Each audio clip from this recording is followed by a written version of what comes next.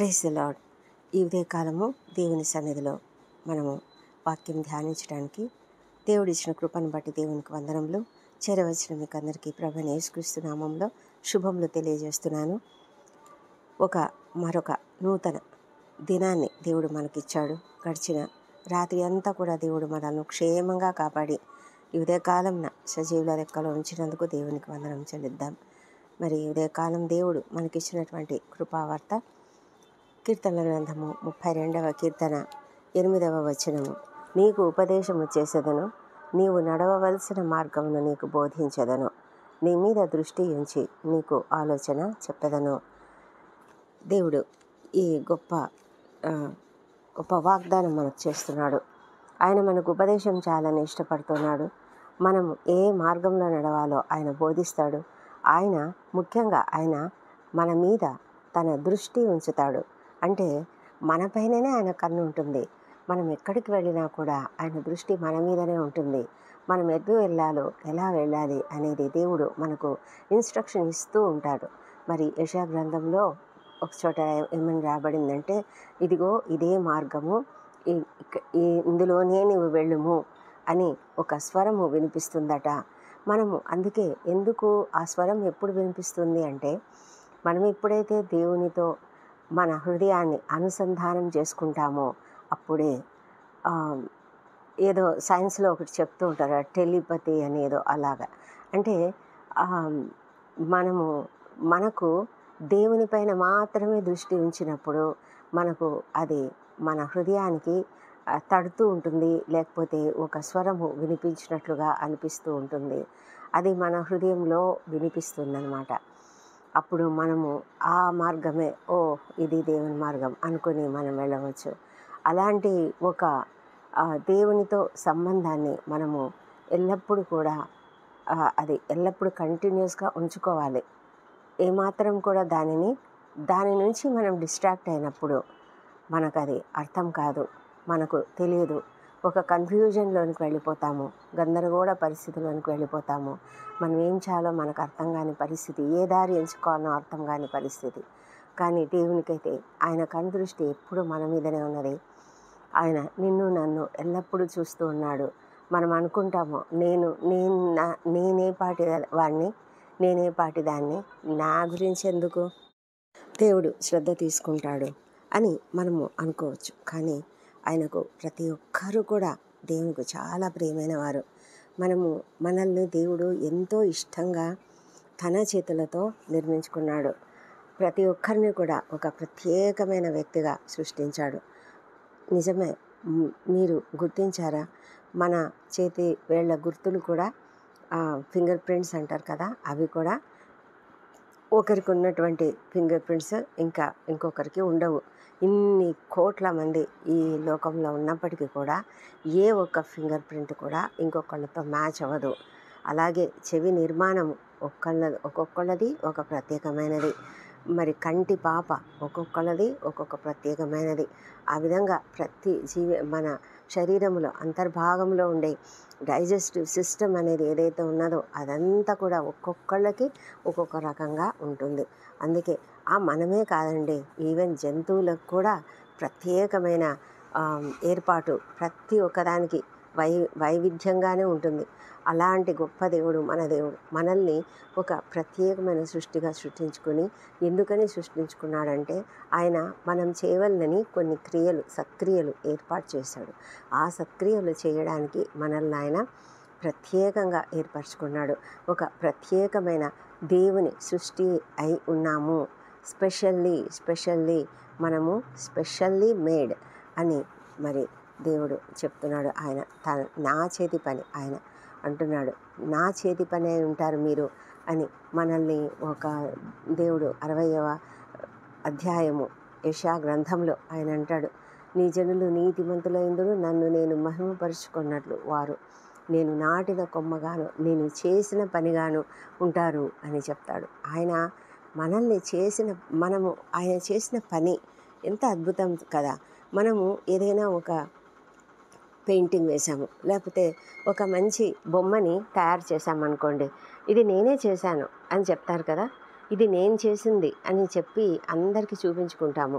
అంటే అది ఎంత అందరూ మెచ్చుకున్నారనుకోండి, చాలా సంతోషపడతాము.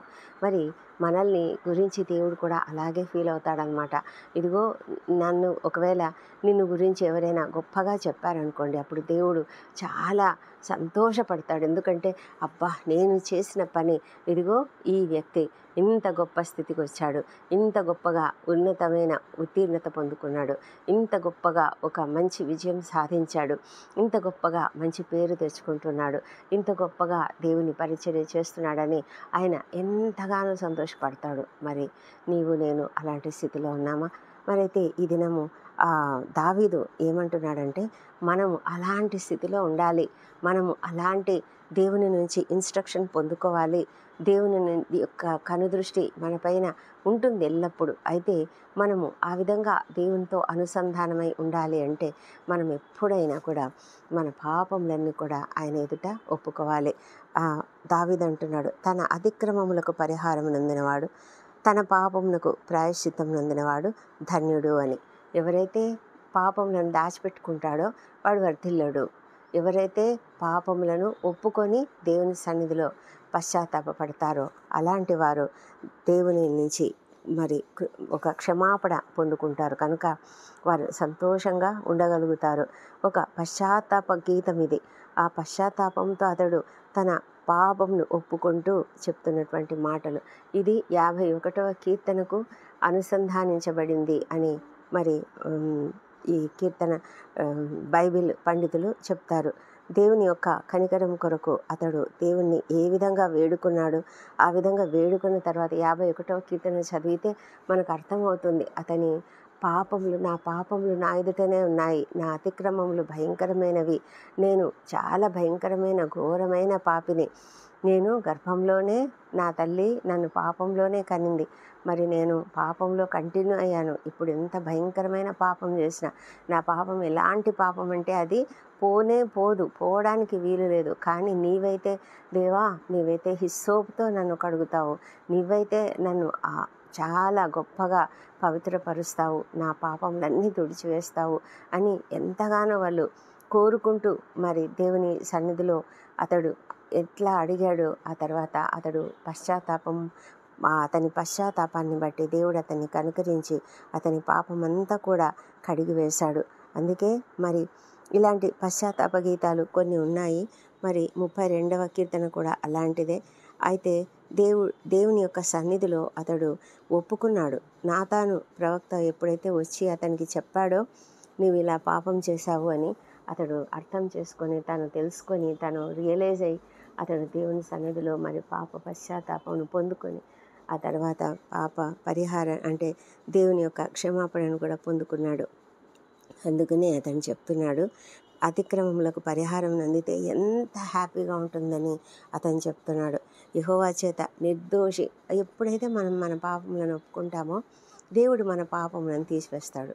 మరి మనము భయంకరమైన పాపం చేశామనుకోండి, నరహత్య చేశాం, వ్యభిచారం చేశాం, లేకపోతే ఇంకేదో చాలా భయంకరమైన పాపాలన్నీ చేసినా కూడా దేవుడు మన పాపములను మనం ఒప్పుకుంటే తప్పకుండా క్షమిస్తాడు. ఆయన మన పాపములను తప్పకుండా తీసివేస్తాడు. ఆయన నమ్మదగినవాడు, మంతుడు. ఆయన రక్తము ప్రతి పాపం నుంచి, ప్రతి దుర్నీతి నుంచి కూడా మనల్ని విడుదల చేస్తుంది. కనుక మనం అప్పుడు ఎలా ఉంటామంటే, మనము ధన్యత పొందిన వారము, ఆత్మలో కపటం లేకుండా ఉండగలుగుతాము, నిర్దోషిగా ఉండగలుగుతాము. ఎప్పుడైతే పాపం ఉండిందో మనసులో, దావీదు పరిస్థితి ఎలా ఉందంట, దినమంతయు ఆర్తధ్వని చేశాడంట. అతని ఎముకలు క్షీణించిపోయేంతగా అతడు ఆర్తనాదం చేసి తన పాపంను ఒప్పుకున్నాడు. అతని యొక్క పరిస్థితి, ఒకవేళ తను దోషంను కప్పుకొని ఉంటే ఎలా ఉంటుందంటే, ఒక భారం అనేది ఉంటుంది. ఎంత భారం ఉంటుందంటే అది మనల్ని అణిచివేస్తూ ఉంటుంది, మనల్ని కృంగుదలకు గురి చేస్తూ ఉంటుంది. మనం ఏదైనా ఒక మంచి పని చేయాలన్నా కూడా నేను చేస్తే ఏం లాభం, నేను ఇంత భయంకరమైన పాపం చేసినా కదా, మళ్ళీ ఇప్పుడు నేనేం చేస్తే ఏం లాభం, నా వల్ల ఏం ప్రయోజనం అనే ఒక ఆలోచన వస్తుంది.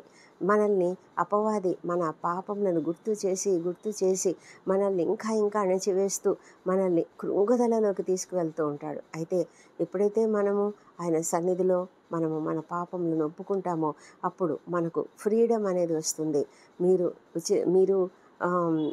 స్వతంత్రం పొంది ఉన్నారు అని పౌలు చెప్తారు కదా. ఆ విధంగా మనము స్వాతంత్రం పొందుకున్న వాళ్ళమై ఆ బానిసత్వంలో నుంచి బయటికి వస్తాము. పాపము అనే బానిసత్వంలో నుంచి మనం బయటికి వస్తాము. సాతాను ఉచ్చులలో నుంచి మనం బయటికి వస్తాము కనుక మనము చాలా ఫ్రీగా ఉంటాము, చాలా సంతోషంగా ఉంటాం. మన హృదయంలో సంతోషం అనేది నిండుతుంది. కాబట్టి మనం ఎంతో సంతోషంగా దేవుణ్ణి స్తుతించగలుగుతాము. నా దోషంను కప్పుకొనక నీ ఎదుట నా పాపము ఒప్పుకొంటిది, యెహోవా సన్నిధిని నా అతిక్రమములు ఒప్పుకొందును అని అనుకున్నాడట దావీదు.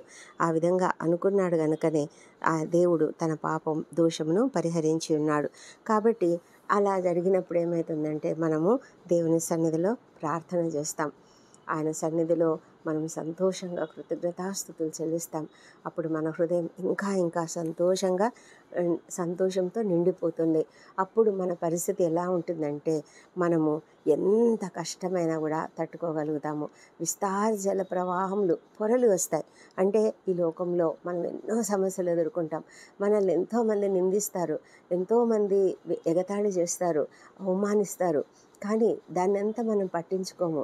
గతంలో మనం పాపం చేసిన వారమని తెలిసిన వాళ్ళు ఉంటారు కదా కొంతమంది. వాళ్ళు అంటారు, వీడు భయంకరంగా ఇలా చేశాడు కదా అని ఎగతాళిగా మాట్లాడతారనమాట. కానీ మనం వాటిని అన్ని పట్టించుకోవాల్సిన అవసరం లేదు. ఎందుకంటే మనకు ఎవరు ముఖ్యము? దేవుడు ముఖ్యము. దేవునితో మనకున్నటువంటి అనుబంధము, సంబంధము అవి ముఖ్యము. ఆయన మనల్ని కనికరించాడు, క్షమించాడు. ఆ తర్వాత మనకు ఇతరులు ఎవరు ఏమంటే ఏమిటి కష్టము, ఏం లాభము, వాటి గురించి మనం పట్టించుకోవాల్సిన అవసరం ఏమున్నది? కుటుంబంలో మనము ఒకవేళ పిల్లలంగా ఉన్నాము, మన తండ్రి ఉన్నాడు, నేను చాలా తప్పు చేశాను, చాలా భయంకరమైన తప్పు చేశాను ఇంట్లో. మరి బయట వాళ్ళందరికీ తెలుసు, ఇంట్లో వాళ్ళకి తెలీదు. మరి తండ్రి బాగానే మామూలుగా ఉన్నాడు. అయితే ఒకానొక దినం తెలిసిపోయింది. నేనే ఆయన దగ్గరికి వెళ్ళి, నాన్న నేను ఇలా చేశాను అని తండ్రి దగ్గరికి వెళ్ళి చెప్పాను అనుకోండి. అప్పుడు అవునా, సరే పోనీలే, నేను క్షమించేస్తున్నాను, ఇక నుంచి అలా చేయొద్దు అని చెప్పాడు.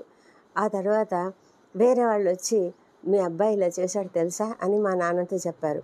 అప్పుడు మా నాన్న ఏమంటాడు, నాకు తెలుసు, అవును నాకు తెలుసు, నేను అతన్ని క్షమించేశాను, ఇక మీదట అలా చేయడులే, పర్లేదు, మీరేం వరి కాకండి అని వాళ్ళతో చెప్తారనమాట. అప్పుడు మనకు ఎంత సంతోషంగా ఉంటుంది, మనకు ఎంత ఫ్రీగా ఉంటుంది. లేకపోతే మన తండ్రికి తెలియదు అనుకోండి, నేను చెప్పలేదనుకోండి, వేరే వాళ్ళు వచ్చి చెప్పినప్పుడు ఆయన మదన పడుతూ ఉంటాడు. నిజంగా నా కొడుకు ఇలా చేశాడా, నిజంగా నా కూతురు ఇలా చేసిందా, అయ్యో నిజమా అని ఆయన మదన పడుతూ ఉంటాడు. మనం కూడా ఏమీ చెప్పలేదనుకోండి, ఆయనకు అర్థం కాదు, నమ్మాలా వద్దా, నా కూతురు నా కొడుకు నమ్మాలా వద్దా, ఈయన నిజంగా ఇలా చేసి ఉంటారా, నేను ఎలా నమ్మాలి, నిజమేనా, అడగాలనా వద్దా అని తండ్రి ఒక దినం అడుగుతాడు. అప్పుడు మనము అబద్ధం చెప్పాం, లేదు నాన్న నేను చేయలేదు అన్నాం అనుకోండి, కానీ తండ్రికి మన మీద నమ్మకం పుట్టదు. అలా కాకుండా మనమే వెళ్ళి, తండ్రి నేను పాపం చేశాను, నా తప్పిపోయిన కుమారుడు ఎలా చెప్పాడు, తండ్రి నీ ఎదుట నేను పాపం చేశాను అని చెప్పినప్పుడు తండ్రి ఏ విధంగా ఆయనను యాక్సెప్ట్ చేశాడో ఆ విధంగా మనల్ని యాక్సెప్ట్ చేస్తే అప్పుడు మనకు చాలా సంతోషం ఉంటుంది. ఆయన మన పాపములన్నీ కొట్టివేస్తాయి. అప్పుడు అసలు మన పాపములు గుర్తుకు రావు. కాబట్టి అప్పుడు మనకు ఎన్ని అవమానాలు వచ్చినా, ఎన్ని కష్టాలు వచ్చినా అవన్నిటిని మనం పట్టించుకోము. అవి అసలు మన మీదకి రానే రావు. ఎందుకంటే మనకి ఏదైనా సమస్య ఎప్పుడు ఏదైనా సమస్య వస్తే మనము వెంటనే తండ్రి దగ్గరికి వెళ్తాం. తండ్రి నాకు ఈ సమస్య వచ్చింది అని, రా బిడ్డ అని చెప్తాడు దేవుడు. నా కుమారుడా వచ్చేసేయి, నా కుమార్తె నా దగ్గరికి వచ్చేసేయి, డోంట్ వరీ అని చెప్పి ఆయన మనల్ని తన యొక్క ఆశ్రయంలో ఉంచుకుంటాడు. శ్రమలో నుండి మనల్ని విమోచిస్తాడు. మనల్ని ఎంత సంతోషంగా విమోచన గానాలు చేసేలాగా ఆయన చేస్తాడు. అంతేకాకుండా ఇదిగో చూడు, ఇలా వెళ్ళాలి నువ్వు, అని ఉపదేశం చేస్తాడు. మనం ఎలా నడవాలో ఆయన మనకు త్రోవ బోధిస్తాడు. మన మీద ఎల్లప్పుడూ కూడా ఆయన దృష్టి ఉంటుంది. ఆయన మనల్ని నడిపిస్తాడు, మనకు మార్గం చూపిస్తూ ఉంటాడు. అది మనం గ్రహించగలిగే ఆ గొప్ప అనుబంధాన్ని మనం పెంచుకోవాలి. దేవునితో సంబంధం కలిగి ఉండాలి. ఆ విధంగా దేవునితో సంబంధం కలిగి ఉండాలంటే మనం నిత్యము ఆయన వాక్యంను చదవడం, ప్రార్థన చేయడం, ఆయనతో సమయం గడపడం అది చాలా ప్రాముఖ్యమైనది. ప్రార్థన అంటే ఏదో అడుగుతున్నామని కాదు, కానీ ప్రభా నాతో మాట్లాడు, ఇదిగో నేను వాక్యం చదువుతున్నాను, నాకు తెలియజేయి, నేనేం చదువుతున్నాను బోధపడేలా నాకు సహాయం చేయమని మనం ప్రార్థన చేయాలి. ఆ విధమైనటువంటి సంబంధము మనం కలిగి ఉన్నప్పుడు ఆయన మనల్ని నడిపిస్తూ ఉంటాడు, మనకు దారి చూపిస్తూ ఉంటాడు. మనము ఎప్పుడైతే ఆయన యందు నమ్మిక ఉంచుతామో కృప మనల్ని ఆవరిస్తుంది. ఆయన కృపతోనే నింపబడి మనము సరైనటువంటి మార్గంలో, సరైనటువంటి దారిలో మనం నడవగలుగుతాము. మరి మనము అలా ఉండాలి అంటే మనము ఎంత గొప్పగా దేవునితో సంబంధం కలిగి ఉండాలో అర్థమవుతుంది కదా. మనం ఒక ఫ్రెండ్తో బాగా సంబంధం కలిగి ఉన్నామనుకోండి, అప్పుడు ఇదిగో ఉదయాన మనం ఇవాళ పలానా చోటుకి వెళ్ళాలి అనుకుంటే ఉదయాన్నే ఫోన్ చేసి రే నేను వస్తున్నాను, మరి వచ్చేస్తావా అంటే వస్తున్నా అని చెప్పేసి కరెక్ట్ టయానికి ఇద్దరు కలిసి వెళ్ళిపోతారు కదా. అలాగే మనము దేవునితో ప్రభా నాకు సహాయం చేయవా, ప్రభా నాకు సహాయం చేయవా అని అడిగితే ప్రభు మనకు సహాయం చేసే దేవుడే అన్నాడు. మనకు అస్సలు దారి తెలియనటువంటి పరిస్థితులలో మనం ఉన్నాము. ఎక్కడో చిక్కుబడి ఉన్నాము అరణ్యంలో, ఎక్కడో మరి మనకు దారి తెలియదు. అలాంటి సమయంలో ఎవరైనా కనిపించి ఇదిగో నేను కూడా వెళ్తున్నాను, బయటికి ఊరిలోకి వెళ్తున్నాను, వస్తారా అని అడిగారనుకోండి, వాళ్ళ వెంట బ్లైండ్గా అలా వెళ్ళిపోతాం. ఎందుకంటే మనకు ఒక నమ్మకం కుదురుతుంది. ఎందుకంటే అతను కూడా ఏదో ఒక విలేజ్ నుంచి వచ్చినాడు కాబట్టి అతనికి దారి తెలుస్తుంది. అరణ్యంలో అతడు తిరుగుతూ ఉన్నాడు, బహుశా అతనికి దారి తెలిసేమో అనుకొని మనము ధైర్యంగా అతనితో పాటు అలాగ వెళ్ళిపోతాం కదా. అలాగే అసలు కొత్త ఊరిలో మనం ప్రవేశించినప్పుడు పలానా వాళ్ళ ఇంటికి వెళ్ళాలండి అంటే అదిగో పలానా వీధి అని చెప్పినప్పుడు ఆ పలానా వీధి ఇదిగో ఇక్కడ అని ఎవరైనా చూపిస్తూ వెళ్తుంటే మనము వాళ్ళని నమ్మి వెళ్తాము. అలాగే దేవుడు మనతో ఉన్నప్పుడు మనం ఆయనను కంప్లీట్గా అలా ట్రస్ట్ చేయాలి, ఆయన మీద అలా నమ్మకం ఉంచాలి. నమ్మకం ఉంచి మనము జాగ్రత్తగా పరిశుద్ధాత్మని కృపచేత పరిశుద్ధాత్ముడు మనల్ని నడిపించిన ఆ పరిస్థితుల ప్రకారంగా మనం నడుచుకుంటూ ముందుకు వెళ్ళినప్పుడు ఆయన మనకు సరైన మార్గం మనకు చూపించి మనకు బోధిస్తాడు. ఆయన ఉపదేశం చేస్తాడు, మార్గంను బోధిస్తాడు. ఆయన మన పైన దృష్టి ఉంచుతాడు, మనకు ఆలోచన చెప్తాడు. మన ఉద్యోగ జీవితంలోనైనా సరే, కుటుంబ జీవితంలోనైనా సరే, ఏ పరిస్థితులలోనైనా సరే, మనము ఏ విధి విధానంలో మనము ఉన్నప్పటికీ కూడా దేవుని యొక్క సహాయము మనకున్నప్పుడు, దేవుని కృప మనల్ని ఆవరించి ఉన్నప్పుడు ఆయన యొక్క ఉపదేశాన్ని మనం పొందుకోగలుగుతాము, ఆయన ఆలోచనను మనం అర్థం చేసుకోగలుగుతాము, ఆయన చూపించే మార్గంలో మనం నడవగలుగుతాము. ఎందుకంటే ఆయన దృష్టి మనపైన ఉన్నది, అది మనము నిత్యము గుర్తుంచుకొని మనం ఎల్లప్పుడూ కూడా ఆయన పైన ఆధారపడి ముందుకు సాగడానికి దేవుడు ఆయన మనకి కృప చూపించునుగాక. చిన్న విషయమైనా సరే, పెద్ద విషయమైనా సరే మనం దేవుని పైన ఆధారపడి ఉండాలి. మనం అనుకుంటాం ఎలా అవుతుంది ఇది అని, కానీ అది అనుభవంలోనే తెలుస్తుంది. మనం వెళ్తూ ఉంటాము, మనకు సడన్గా ఒకరు వస్తారు, మనకు సహాయం చేయడానికి వస్తారు. అది దేవుని యొక్క దైవికమైనటువంటి సమకూర్పు. ఆ సమకూర్పును మనం అర్థం చేసుకోగలిగితే మనం ఎప్పుడు కూడా దేవునికి కృతజ్ఞులమై ఉంటాము, కృతజ్ఞతాస్తుతులు చెల్లించేవారంగా ఉంటాము. దేవుని మార్గములు నమ్మదగినవి. ఆయన మంచి మార్గంలే మనకు చూపిస్తాడు, సరైన మార్గములు మనకు చూపిస్తాడు.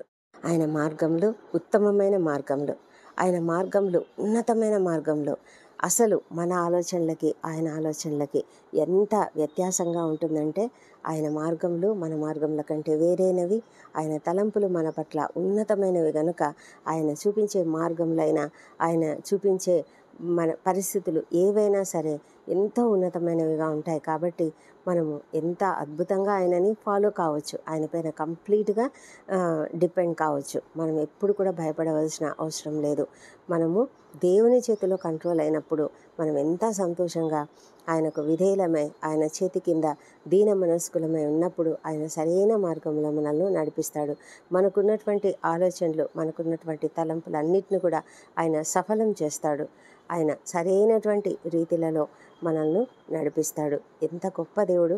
ఇంత గొప్ప దేవుడు మనకిచ్చినటువంటి గొప్ప వాగ్దానమును బట్టి మనం దేవునికి స్తుతులు చెల్లిద్దాం. ఆయన యొక్క కృప నిత్యం ఉంటుంది. ఆయన కృప నమ్మదగినది. ఆయన కృప మనల్ని ఆవరించేలాగా మనం ఆయన పైన ఆధారపడదాం. ఆయనను నమ్మి ఆయన వెంట నడుద్దాం. ఆయన మనల్ని నడిపిస్తాడు. దేవుడి కృపావార్తను దీవించునుగాక. ప్రార్థించుకుందాం. పరిశుద్ధుడా, గొప్ప దేవా, నీకు స్తోత్రం నాయన. ప్రభా, నువ్వు ఇచ్చిన గొప్ప వాగ్దానమును బట్టి నీకు వందనాలు చెల్లించుకుంటున్నాము. ప్రభా నాయన, మాకు ఉపదేశం చేసేవాడు, మమ్మల్ని నడిపించే దేవుడవు తండ్రి. నా మీద దృష్టి ఉంచి నాకు ఆలోచన చెప్పే దేవుడవు కనుక నీకు వందనములు చెల్లించుకుంటున్నాం ప్రభా. తండ్రి, నీ యందు నమ్మిక ఉంచితే ప్రభా కృప మమ్మల్ని ఆవరిస్తూ ఉన్నది. దేవా, అలాంటి కృప చేతనే మేము ముందుకు సాగడానికి ఈ దినం మేము చేయవలసిన పనులన్నింటిలో కూడా మీరు మాకు తోడయండి మమ్మల్ని నడిపించాలని నీ సన్నిధిలో ప్రార్థిస్తున్నాం నాయన. గొప్ప దేవా, నీకు వందనం చెల్లించుకుంటున్నాము. అద్భుతకరుడా, ఆశ్చర్యకరుడా, దయామయుడా, కృపామయుడా, నీకే వందనములు, నీకే స్తోత్రములు నాయన. సర్వోన్నతుడా, స్తుతులకు పాత్రుడా, నీకే స్తుతి, నీకే స్తుతి, నీకే ఆరాధన సమర్పిస్తున్నాం నాయన. తండ్రి ప్రభా, మరి మా జీవితాలలో నువ్వు చేస్తున్నటువంటి అనేకమైన గొప్ప కార్యాలను బట్టి నీకు వందనములు. ఈ ఉదయ కాలంలో మేము ప్రార్థిస్తుండగా మా ప్రార్థనలు అంగీకరించండి. మా అపరాధములను క్షమించండి. ఇతరులు మాడలో చేసిన అపరాధములను కూడా క్షమిస్తున్నాము.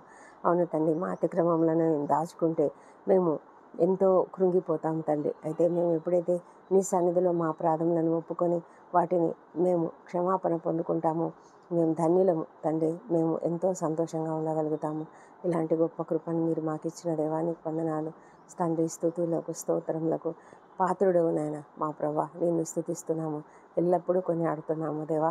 ఈ దినమంతా మాకు తోడై ఉండండి. మా పనులలో మాకు తోడై ఉండండి. మాకు కావలసిన జ్ఞానం అనుగ్రహించి మేము ఏ విధంగా నడుచుకోవాలో తెలియజేయండి మా తండ్రి దేవా. అద్భుతాలు చేయండి, ఆశ్చర్యకార్యాలు చేయండి నాయన. సర్వోన్నతుడ తండ్రి, శక్తిమంతుడవు, దయగలిగిన దేవుడవు నాయన. నిత్యము స్తుతినందదగిన దేవుడవు తండ్రి, నీకు స్తోత్రములు. మా ప్రభా, మా ప్రయాణములలో మాకు క్షేమమును, భద్రతను అనుగ్రహించండి. ఇది ఇంటర్వ్యూలకు హాజరవుతున్న వారికి తప్పకుండా విజయం అనుగ్రహించండి. నూతన కార్యములు ప్రారంభిస్తున్న ప్రతి ఒక్కరికి తోడుగా ఉండండి. వారి యొక్క గృహ నిర్మాణంలో అయినా సరే, గృహ ప్రవేశంలో అయినా సరే, నూతన వ్యాపారములు ప్రారంభిస్తున్న వారైనా సరే వారికి మీరు తోడై ఉండమని ప్రార్థిస్తున్నాం ప్రభా. చక్కగా ఫ్లరిష్ అవ్వడానికి సహాయం చేయమని ప్రార్థిస్తున్నాం నాయన. తండ్రి దేవా, దయగలిగిన దేవా తండ్రి, నీకు స్తుతులు చెల్లిస్తున్నాము మా ప్రభా. మాకు కావాల్సినటువంటి జ్ఞానంను మీరు అనుగ్రహించండి. ప్రతి ఒక్కరికి కావాల్సిన జ్ఞానంను అనుగ్రహించండి. ఏ పరిస్థితులలో ఎలా నడుచుకోవాలో వాళ్ళకి తెలియజెప్పండి ప్రభా. మీరు మార్గం చూపిస్తే ఏ పని అయినా కూడా సక్సెస్ అవుతుంది మా తండ్రి. ఆ విధంగా విజయం పొందుకునే కృపను దయచేయండి. విద్యార్థులు పరీక్షలు రాసి ఉన్నారు, రిజల్ట్స్ కొరకు ఎదురు చూస్తుండగా ప్రతి ఒక్కరికి మంచి విజయం ఇస్తారని నమ్ముతూ స్తోత్రం చెల్లిస్తున్నాం తండ్రి. ప్రభావాలను మీరు అత్యధికంగా ఆశీర్వదించి ఉన్నతమైన స్థాయి పొందుకునేలాగున ప్రభా మరి వారికి కృప చూపించమని వేడుకొంచున్నాము మా తండ్రి దేవా. మరి ఎంతమంది అయితే నిరుద్యోగులుగా ఉన్నారో వారికి ఉద్యోగాలు అనుగ్రహించండి. అనేకమైన మార్గములను వారికి చూపించండి మా ప్రభా తండ్రి. వివాహ ప్రయత్నం సఫలం చేయండి.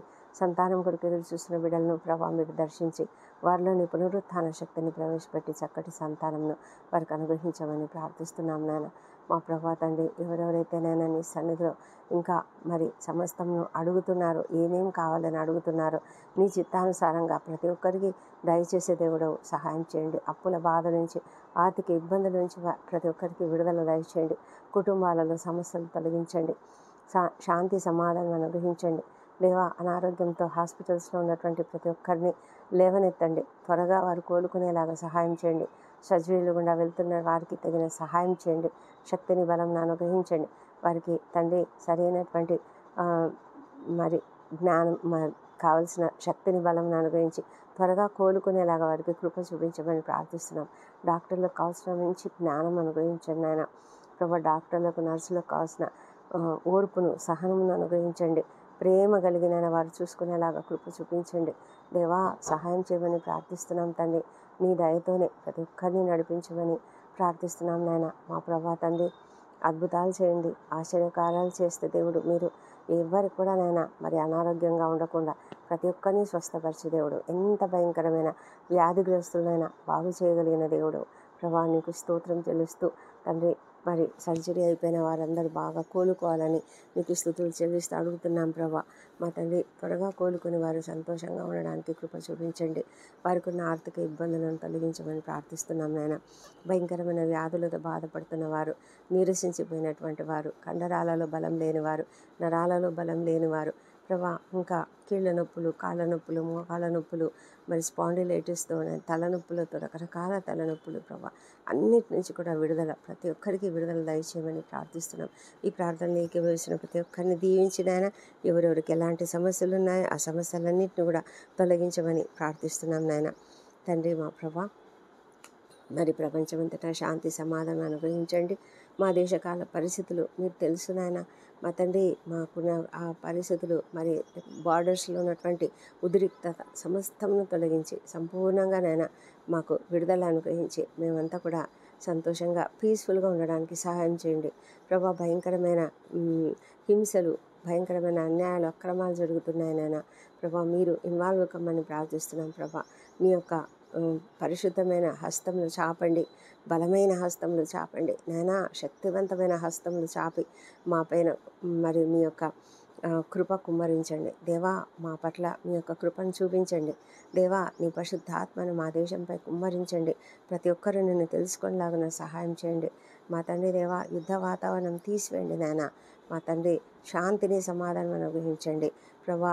ప్రతి ఒక్కరు కూడా ఒకరి పట్ల ఒకరు సామరస్యంతో, సమాధానంతో మెలుగుటకు సహాయం చేయండి మరి ప్రభా. ద్వేషము, అకారణమైనటువంటి ద్వేషాన్ని తొలగించండి. క్రైస్తవుల పైన ఉన్నటువంటి ఆ ద్వేషాన్ని తొలగించండి ప్రభా. అందరూ సంతోషంగా ఉండడానికి కృప చూపించమని ప్రార్థిస్తున్నాం నాయన దేవాని యొక్క పరిచర్య అధికంగా వర్ధిల్లునట్లుగా సహాయం చేయండి.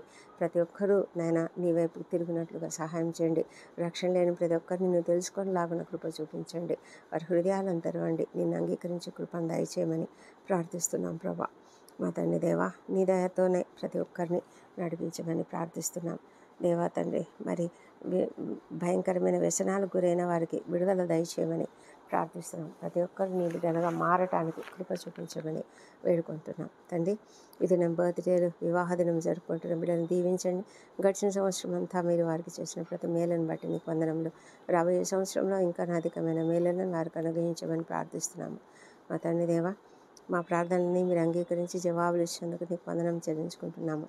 ఈ ప్రార్థనలన్నీ మా ప్రభువును, మా ప్రియ రక్షకుడు నైనా యేసుక్రీస్తు అత్యంత శక్తిగల ఉన్నతమైన నామంలో అడిగి పొంది ఉన్నామని నమ్ముతూ నీకు స్తోత్రం చెల్లిస్తున్నాం తండ్రి. Amen, amen.